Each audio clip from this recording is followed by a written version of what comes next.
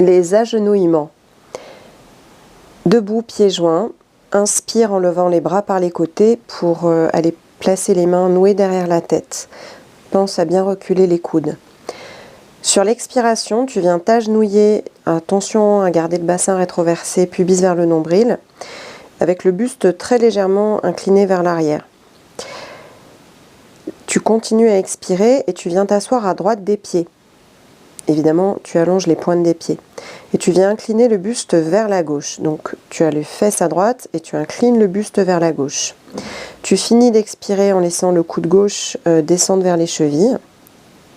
Et puis, tu laisses l'épaule droite légèrement en recul par rapport à la gauche.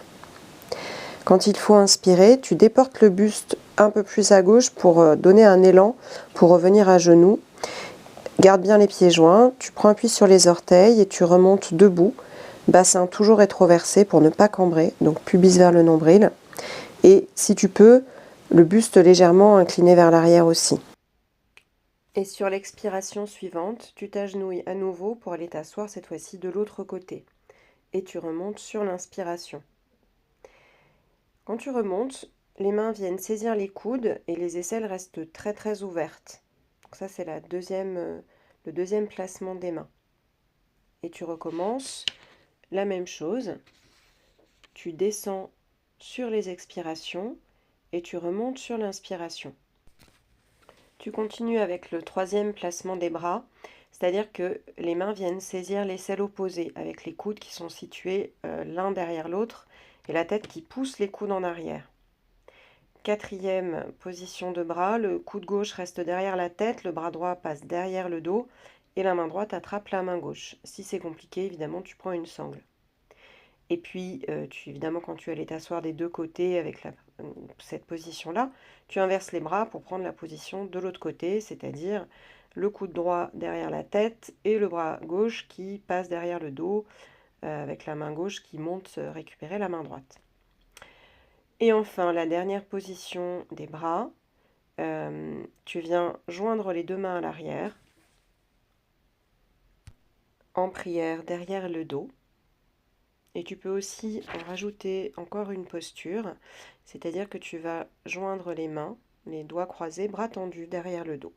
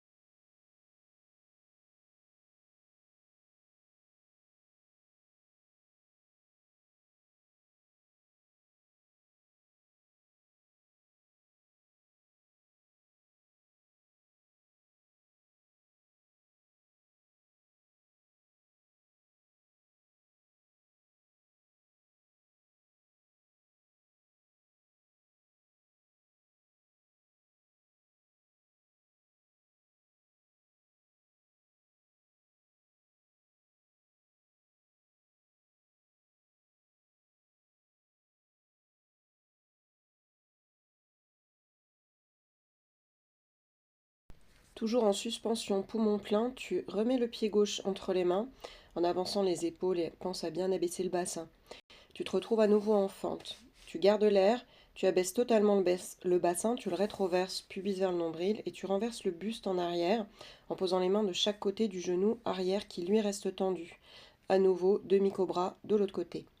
Et en expirant, tu reposes les mains de chaque côté du pied gauche, tu lèves ton bassin et tu ramènes la jambe droite tendue contre l'autre. À nouveau, posture des mains aux pieds. Quand il te faut inspirer, tu déroules la colonne vertébrale, vertèbre après vertèbre, bras ballants pour remonter le buste à la verticale. Et en poursuivant l'inspiration, tu enchaînes de l'autre côté, en installant directement dans la demi-roue. Alors, une salutation complète, c'est une double séquence d'un côté et de l'autre. Donc si tu veux faire sur plus de 3 respirations, évidemment, tu rajoutes toutes les respirations qu'il te faut pour que ce soit confortable. N'hésite surtout pas. L'idée, c'est d'essayer de faire au moins une série complète, donc une fois de chaque côté, et d'en faire, allez, on essaye 3, et tu me dis si tu arrives à en faire un petit peu plus.